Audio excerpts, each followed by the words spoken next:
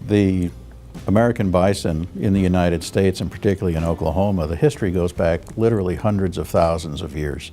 Estimates put the bison population, say at roughly 1800, at about 60 million animals.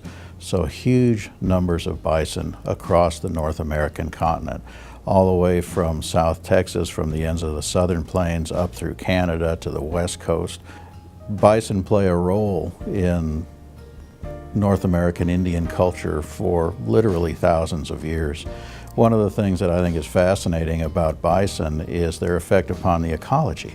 When you've got herds of literally tens of millions of animals, they change the landscape.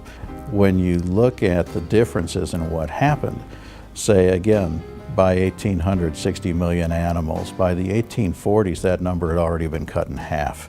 And then when you consider that essentially by the middle of the 1880s, the number was almost gone. They were down to perhaps 1,000 animals across the whole continent.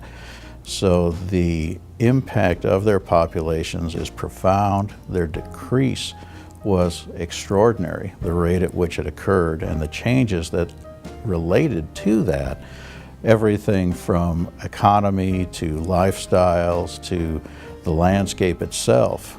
It's just an extraordinary story with a profound impact.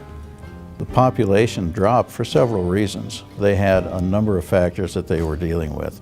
Increasing population pressure of people from the east moving west, changes in technology, changes in the economy, the folks coming out west looking to make a living, looking to make money.